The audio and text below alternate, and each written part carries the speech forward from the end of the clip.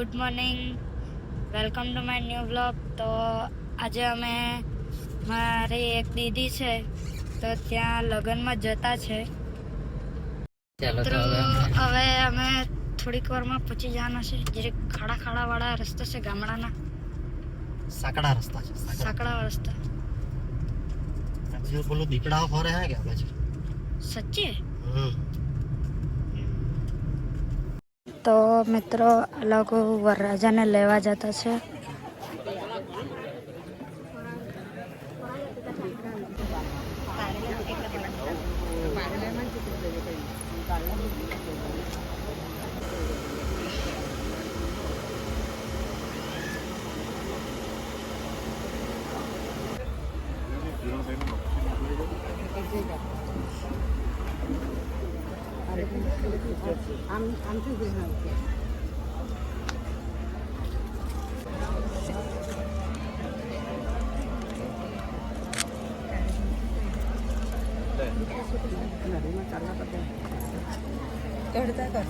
તોડતા કર.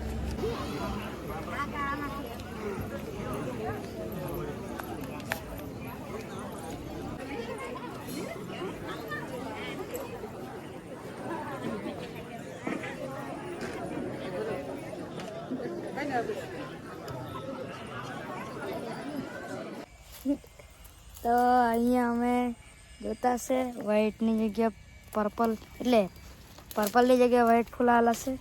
બતાવો આની વાત કરીએ. આ પર્પલમાં પણ આવે, વ્હાઈટમાં પણ આવે. આ બાજુ આપણી ગાડી આવી ગઈ. જો મિત્રો આજે આ ગાજરનો કશું કરવાનો છે. બોલો શું કરીએ આનું? આ છે ને સરસ મજાના છોલી લીધા છે. હવે એને આમાં છીણી નાખીએ અને એનો આજે ગાજરનો હલવો બનાવવાનો છે. ચાલો એને છીણી કાઢીએ અને એનો હલવો બનાવી કાઢીએ. તમે કેવી રીતના બનાવે તે કહેજો. આજે થોડીક રીત બતાવો, એમ તો બધાને આવડે છે. તો ચાલો તો બનાવી નાખીએ.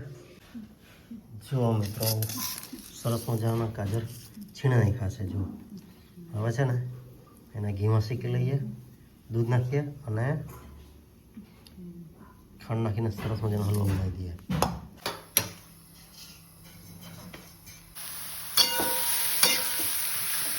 એક બાજુથી દૂધ ગરમ કરવા મૂકી દીધું.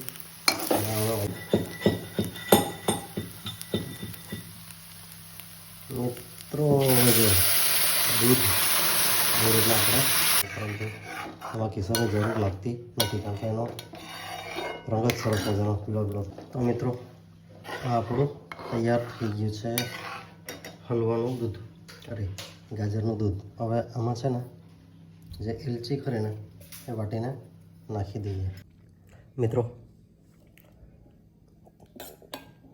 મારું માથું થતું છે, તમને ખબર? સિઝનનો પહેલો હલવો કહેવાય કે ગાજરવાળું દૂધ કહેવાય.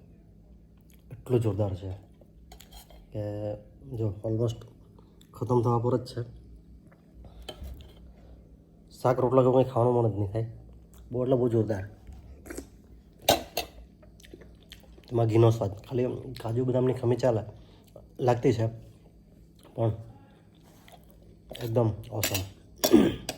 તમે બનાવો તમે સૂકું ખાવાના બદલે આવું લિક્વિડવાળું દૂધ પીવાનું ટ્રાય કરજો.